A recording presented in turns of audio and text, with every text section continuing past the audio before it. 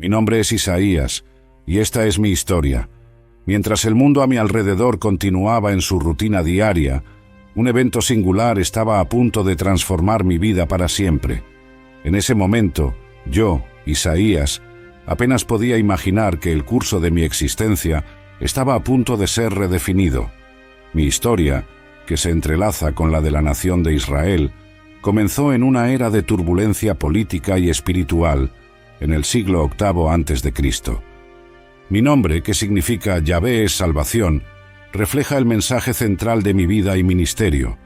Pero antes de que pudiera proclamar ese mensaje al mundo, yo mismo necesitaría experimentar una transformación profunda. Y así comienza la narrativa de mi visión divina, una experiencia que trasciende las palabras, pero que intentaré describir con la mayor fidelidad posible. El escenario de ese encuentro divino estaba marcado por una atmósfera de majestuosidad y misterio. Mientras me encontraba en oración, buscando orientación y consuelo ante las adversidades de nuestro pueblo, fui transportado en espíritu a un lugar que desafiaba la comprensión humana. Ante mí se extendía un trono alto y exaltado, una visión que inmediatamente reconocí como la manifestación del propio Dios, el Señor de los ejércitos.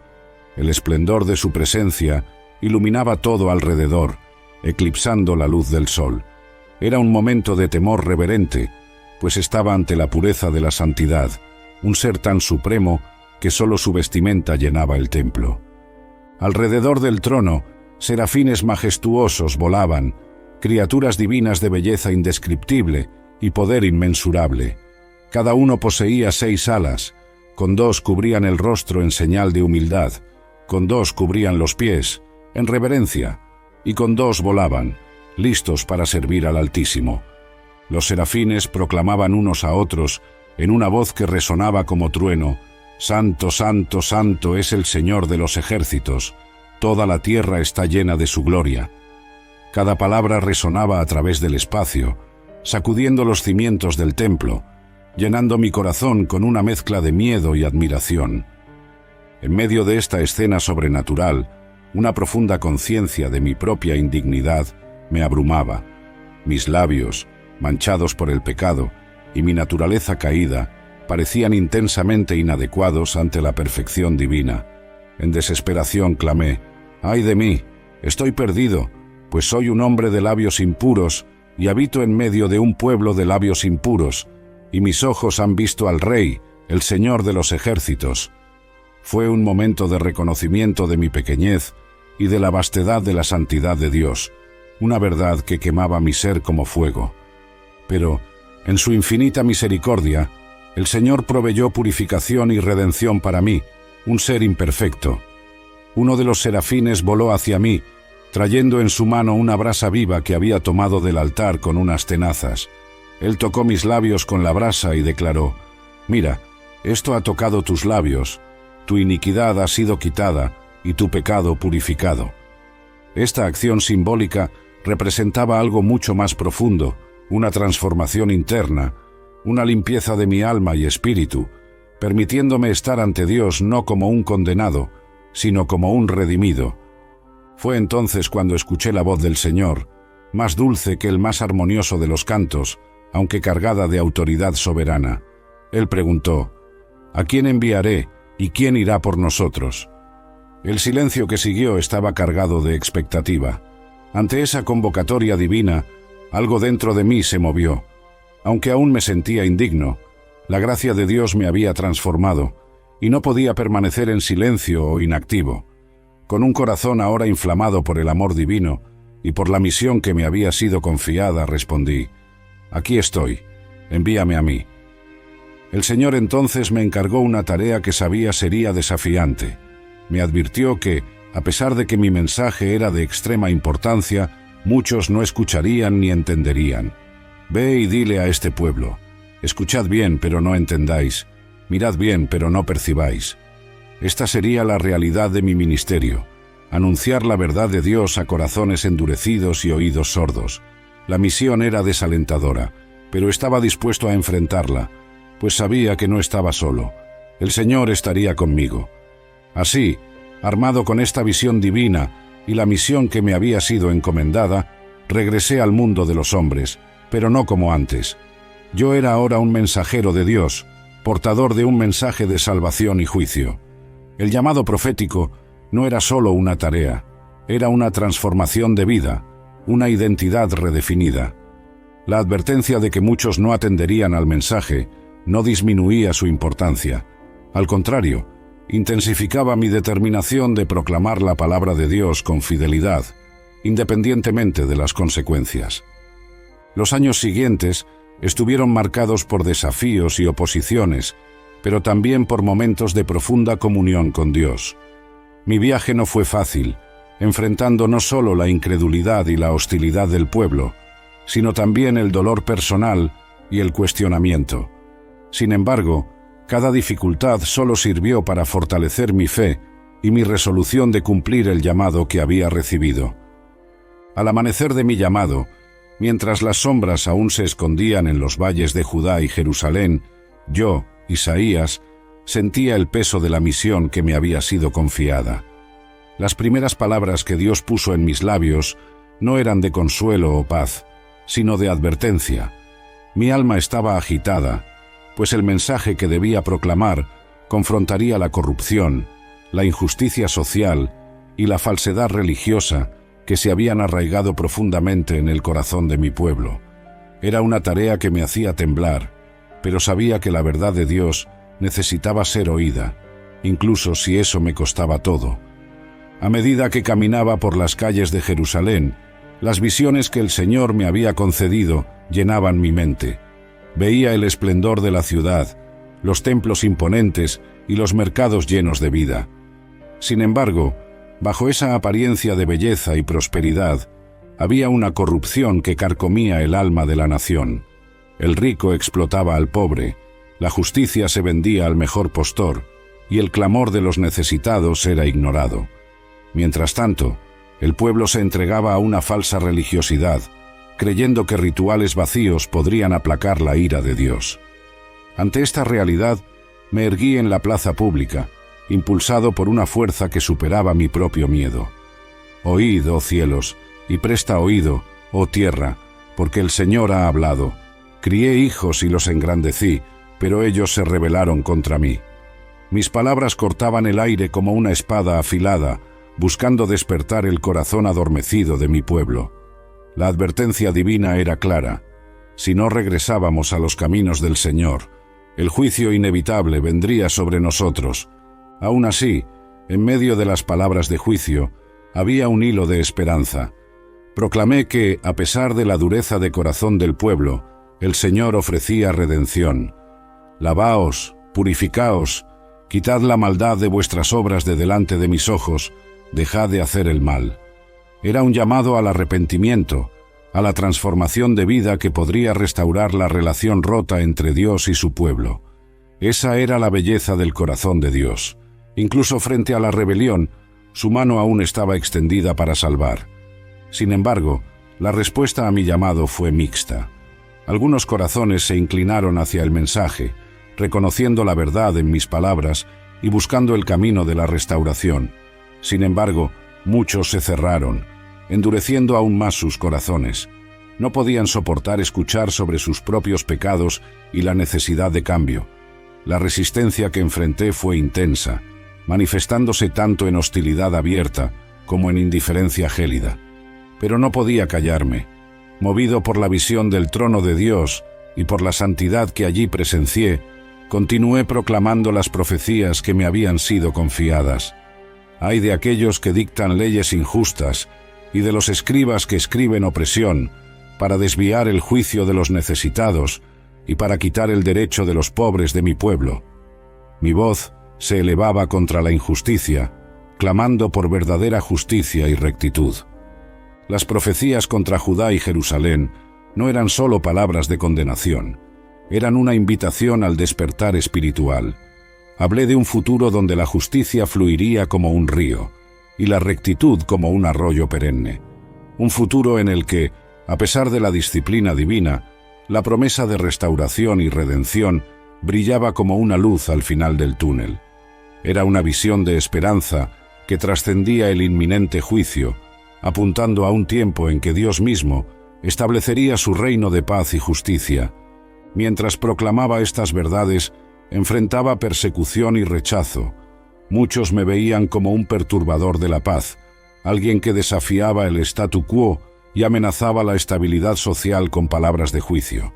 Pero sabía que mi misión no era agradar a los hombres, sino ser fiel al Dios que me había enviado.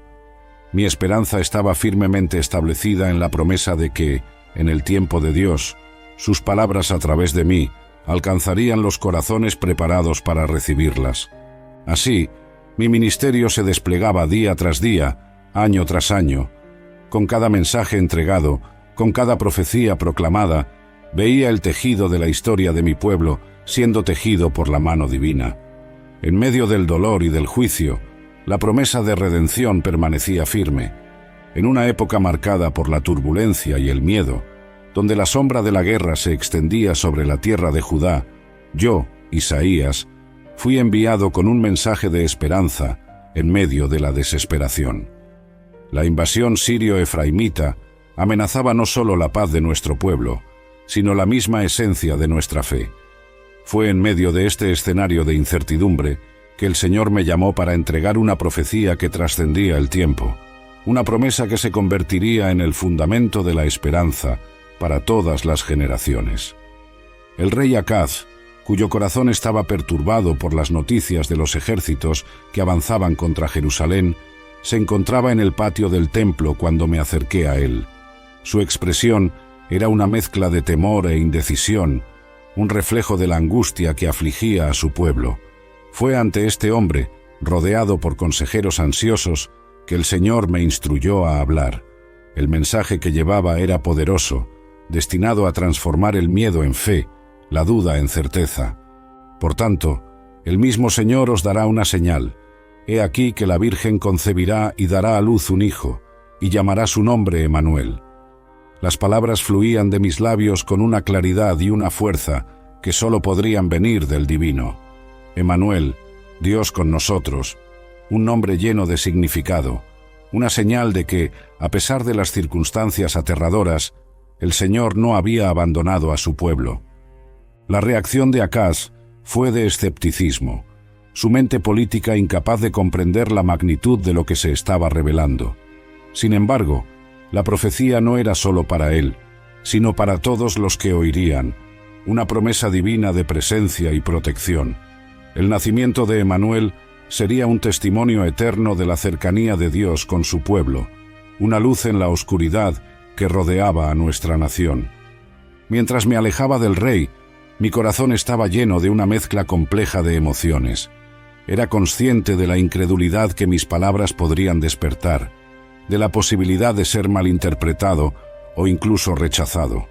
Sin embargo, la certeza de la verdad que se me había confiado superaba cualquier temor. La promesa de Emanuel era un faro de esperanza, un ancla segura en medio de las tormentas de la vida. En los días y meses que siguieron, mientras los rumores de guerra se intensificaban y la desesperación parecía apoderarse del corazón del pueblo, la profecía del nacimiento de Emanuel servía como un recordatorio constante de la fidelidad de Dios. La promesa de que una virgen concebiría y daría a luz un hijo era algo que desafiaba la lógica humana, un milagro que solo podría ser orquestado por el Creador. Veía en los ojos de aquellos que creían un destello de esperanza reavivada. La promesa de Emanuel se convirtió en un tema de conversación en los hogares y en las calles, un susurro de fe en medio del clamor de la incertidumbre. Incluso aquellos que dudaban no podían ignorar la posibilidad de un milagro, la idea de que, quizás, Dios estaba a punto de hacer algo extraordinario. El tiempo pasó, y la amenaza de la invasión sirio-efraimita se desvaneció, pero la promesa de Emanuel permaneció, esperando su cumplimiento en el tiempo determinado por Dios. Mi misión como profeta me llevó a entregar muchos otros mensajes, pero la profecía de Emanuel ocupaba un lugar especial en mi corazón, un símbolo de esperanza y redención. Años después, mucho más allá de mi tiempo en la tierra, La promesa de Emanuel se materializaría de una manera que superaría todas las expectativas.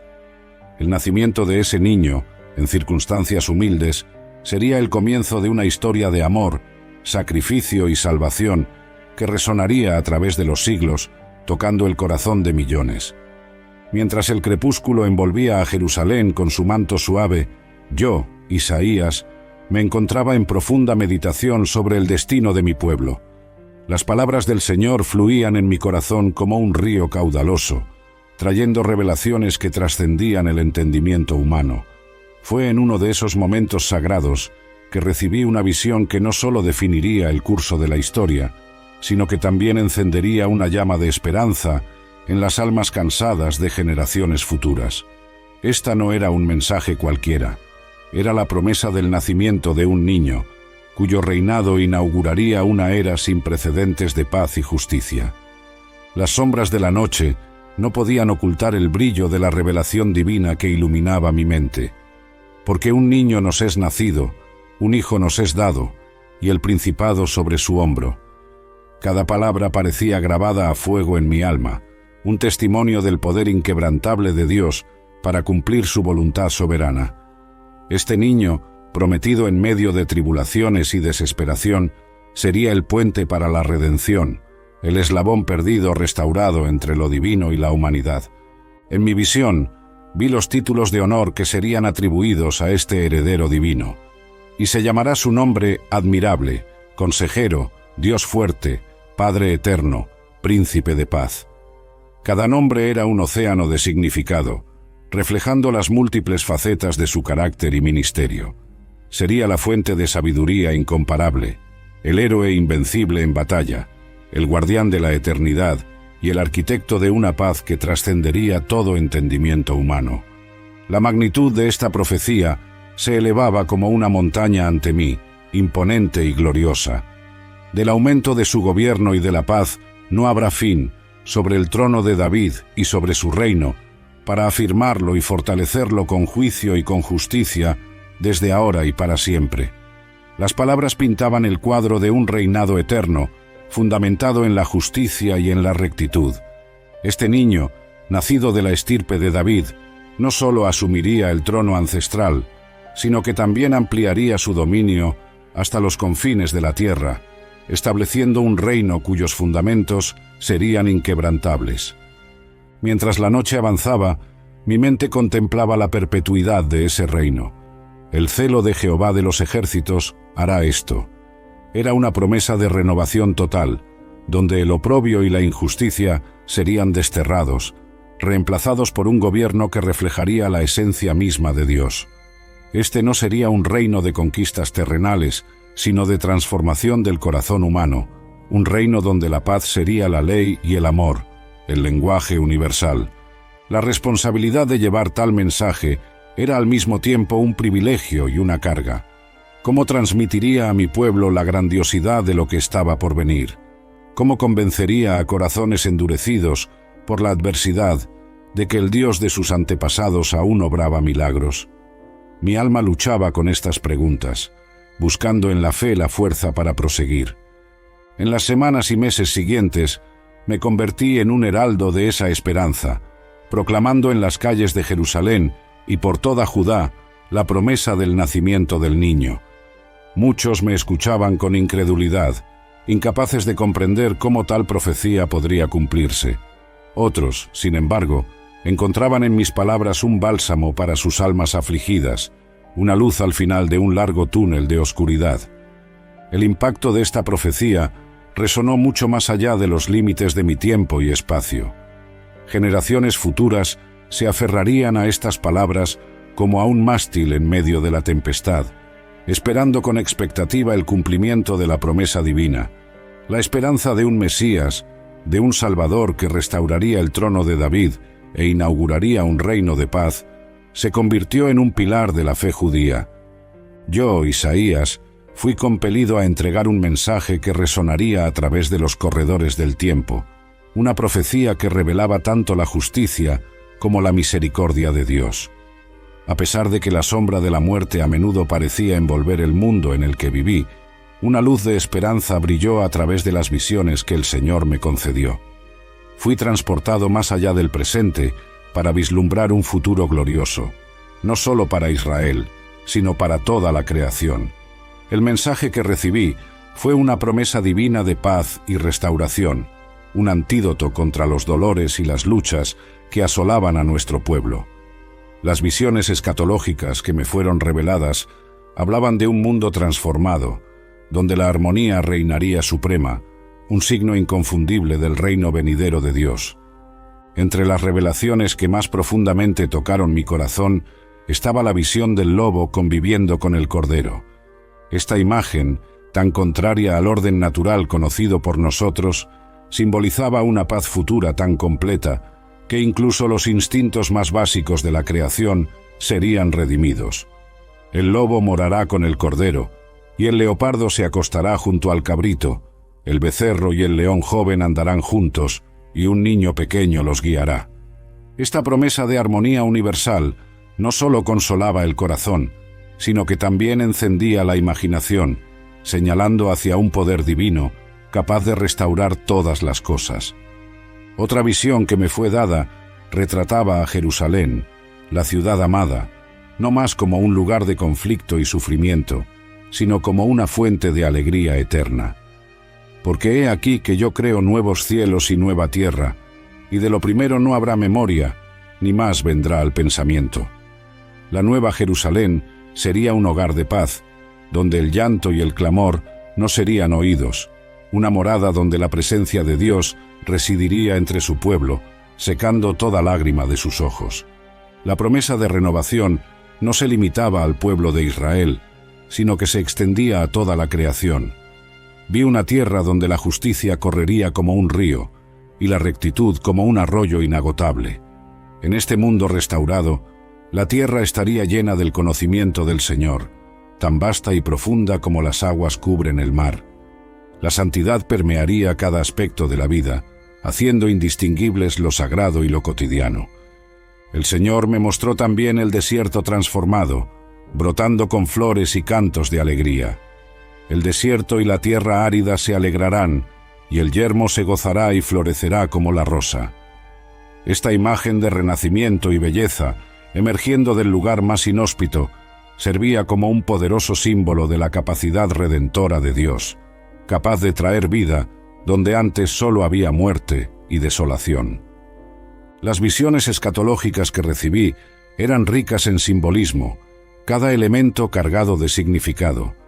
Vi el surgimiento de un renuevo del tronco de Isaí, un líder cuya sabiduría y justicia inaugurarían esta era de paz. Bajo su gobierno, la verdadera paz sería más que una mera ausencia de conflicto, sería la manifestación del reino de Dios en la tierra, una realidad en la cual la justicia y la paz se besaran. En mis visiones, la invitación a la salvación y a la participación en este futuro glorioso era extendida a todas las naciones, no limitándose al pueblo judío. El monte del Señor se convertiría en un punto de encuentro para los pueblos de toda la tierra, que vendrían a buscar a Dios, ansiosos por aprender sus caminos y caminar en sus veredas. Estas profecías no eran meras fantasías o ilusiones, eran promesas divinas, garantías de un Dios que no solo sueña con un mundo mejor, sino que tiene el poder de realizar esa transformación.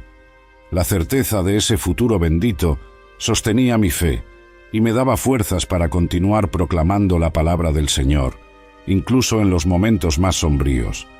Así, mientras las naciones alrededor de Israel se alzaban y caían al compás de los vientos de la política y la guerra, yo, Isaías, fui llamado a pronunciar palabras que no eran mías, sino del Señor Todopoderoso. Las visiones que recibí eran como hojas afiladas, destinadas a juzgar a las naciones por sus pecados, mientras se entrelazaban con hilos de esperanza, promesas de salvación y restauración para el pueblo fiel de Dios. Era una dualidad que reflejaba el corazón de un Dios justo, pero también infinitamente misericordioso. Mi corazón se veía a menudo pesado al contemplar la tarea ante mí. La primera de estas mensajes divinos estaba dirigida a Babilonia, símbolo de orgullo y opresión. ¡Ay de ti, Babilonia, hermosura de los reinos! orgullo de los caldeos. Swing, así comenzaba el oráculo. Las palabras fluían de mí, anunciando la caída inminente de aquella que era la joya de las naciones, pero que se había vuelto corrupta y arrogante. Era un recordatorio severo de que ningún poder terrenal es eterno ante el juicio divino. A medida que los oráculos se desplegaban, otras naciones eran mencionadas: Moab, Damasco, Egipto, Tiro. Cada una enfrentaría el juicio por sus iniquidades. La soberanía de Dios se extendía sobre todas las naciones, y ningún acto de injusticia quedaría impune. Estas palabras no eran motivo de regocijo, sino de lamento, pues el corazón de Dios no se complace en la destrucción del pecador, sino que anhela su conversión y vida. Sin embargo, en medio de la severidad de esos juicios, fluía poderosamente un torrente de esperanza. Era la promesa de la salvación de Israel, un recordatorio de que, incluso en los momentos más oscuros, Dios no abandonaría a su pueblo. Y sucederá en aquel día que el Señor volverá a extender su mano para recobrar el remanente de su pueblo. Estas palabras eran un bálsamo para las heridas de Israel, una promesa de restauración y de retorno a la gracia divina. La visión del futuro que se me reveló era de un Israel purificado, libre de la idolatría y la injusticia que tantas veces habían corrompido su compromiso con el Señor. Sería un tiempo en que la verdadera adoración y la justicia fluirían como un río, en que la paz sería tan abundante como las aguas del mar. La visión de un templo restaurado, donde las naciones se reunirían para adorar al único Dios verdadero, llenaba mi alma de alegría. Esa esperanza no se limitaba al pueblo de Israel. Los oráculos revelaban un plan divino mucho más amplio, una salvación que se extendería a todas las naciones. En aquel día habrá un camino desde Egipto a Asiria. Los asirios irán a Egipto, y los egipcios a Asiria, y los egipcios adorarán con los asirios. Era una visión sorprendente de reconciliación y unidad, un futuro en el que antiguos enemigos se convertirían en hermanos, unidos en la adoración al Señor. No obstante, la realización de esa visión requeriría un camino de arrepentimiento y purificación, tanto para Israel como para las naciones.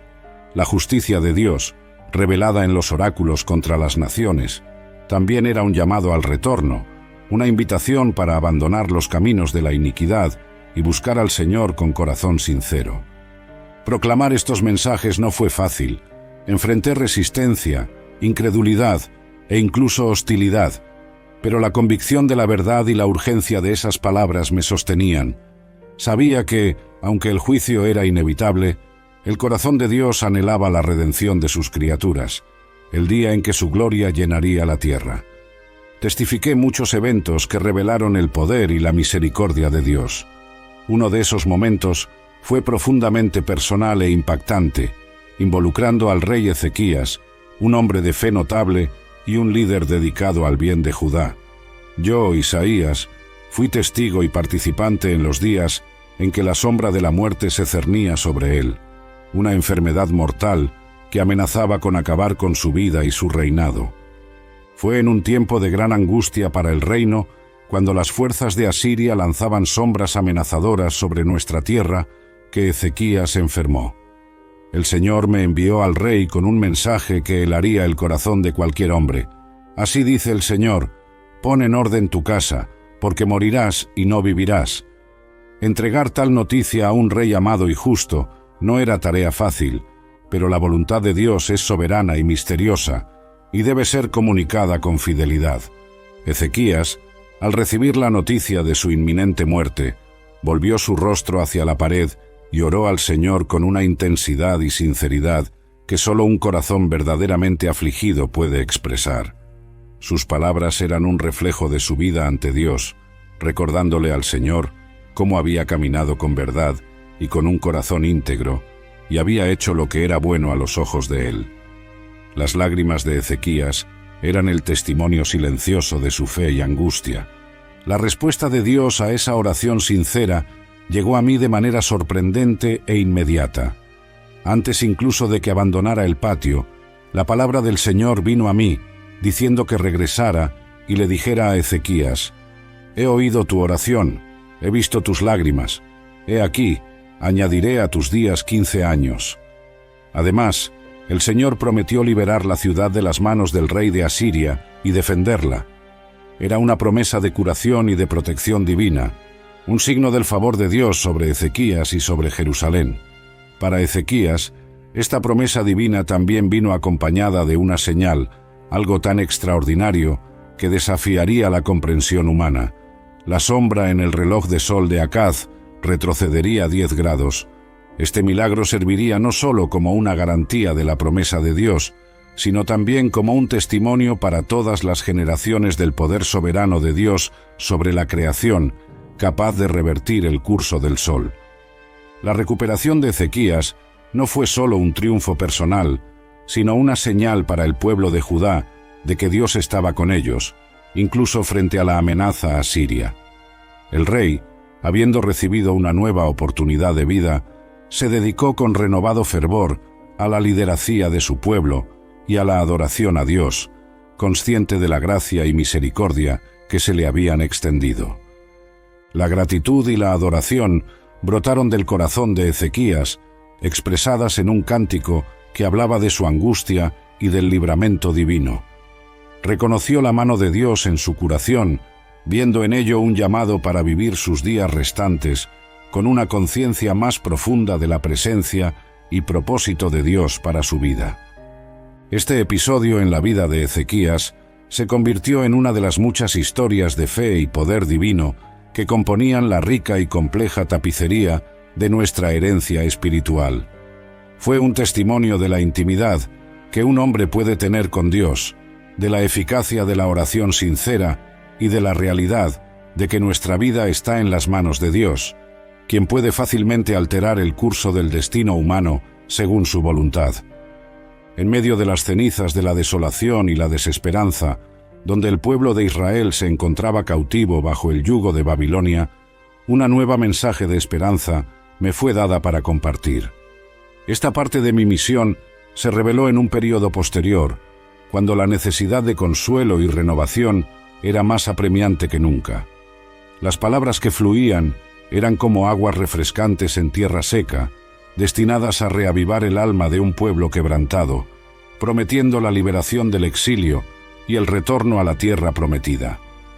«Consolad, consolad a mi pueblo», decía el Señor. Estas palabras eran un mandato divino, un llamado a hablar directamente al corazón de Israel con palabras de consuelo y esperanza. El exilio había sido un período de intensa prueba y purificación, pero ahora era el momento de mirar más allá de la disciplina, hacia la promesa de restauración y salvación que Dios había preparado para su pueblo. La soberanía de Dios sobre toda la creación y la historia humana era un tema central en estos mensajes. ¿Quién midió las aguas en el hueco de su mano o con la amplitud de su mano marcó los cielos? Estas preguntas retóricas destacaban la grandeza incomparable de Dios, reafirmando que el mismo Dios que creó los cielos y la tierra estaba plenamente capacitado para liberar a su pueblo del cautiverio. La promesa de liberación no se basaba en la fuerza o la virtud de Israel, sino en la fidelidad y el amor inquebrantable de Dios por su pueblo. Él había elegido a Israel, no por su grandeza, sino por su propia gloria y propósito. Pero ahora, así dice el Señor tu Creador, oh Jacob, y el que te formó, oh Israel, no temas, porque yo te he redimido, te he llamado por tu nombre, tú eres mío. El retorno a la tierra prometida se retrataba no solo como un viaje físico, sino como una renovación espiritual. He aquí, yo hago cosa nueva, pronto saldrá a luz. ¿No la conoceréis? Otra vez abriré camino en el desierto y ríos en la soledad. Era una invitación a ver más allá de las circunstancias presentes, a creer en la capacidad transformadora de Dios, quien hace brotar ríos en el desierto y caminos en la soledad. La figura del siervo sufriente emergía como un tema poderoso, un individuo o una personificación colectiva de Israel, a través del cual la luz de las naciones sería revelada. Despreciado y desechado entre los hombres, varón de dolores, experimentado en quebranto, y como uno de quien los hombres esconden el rostro, fue despreciado y no lo estimamos. Esta imagen evocativa hablaba de sufrimiento y rechazo, pero también de redención y salvación, no solo para Israel, sino para todo el mundo. La liberación del cautiverio babilónico era un precursor de la liberación final que Dios ofrecería a toda la humanidad. Las cadenas del exilio serían rotas, no solo por manos de libertadores humanos como Ciro, sino por el mismo Dios, quien abriría un camino en el desierto y ríos en la soledad para que su pueblo regresara a casa. La promesa divina de consuelo y liberación era también un llamado al arrepentimiento y a la renovación de la alianza. Dios buscaba un pueblo purificado y dedicado a Él, un pueblo que reflejara su luz y justicia en un mundo envuelto en tinieblas. Buscad al Señor mientras puede ser hallado, llamadle en tanto que está cercano. En mi camino como portavoz del Señor, fui llevado a contemplar la majestuosidad y misericordia de Dios de maneras que trascendían el entendimiento humano. Una de esas revelaciones, marcada por una profunda esperanza y visión futurista, se refería a la renovación y restauración de Jerusalén, la ciudad escogida de Dios. El Señor me reveló una visión gloriosa, no solo del restauro físico de Jerusalén, sino también de una renovación espiritual profunda, una reafirmación de la alianza entre Dios y su pueblo. La voz del Señor me instruyó a proclamar un mensaje de inclusión y esperanza. Guardad derecho y haced justicia, porque cercana está mi salvación para venir y mi justicia para ser revelada. Era una convocatoria al pueblo de Dios, exhortándolos a vivir de acuerdo con los preceptos divinos, preparándose para la inminente restauración prometida. La justicia y la adoración verdadera serían los cimientos de esa nueva Jerusalén, una ciudad donde la presencia de Dios habitaría de manera tangible entre su pueblo. La visión se extendía más allá de las fronteras de Israel, abarcando una promesa sorprendente y revolucionaria: la inclusión de los gentiles en la comunidad de fe.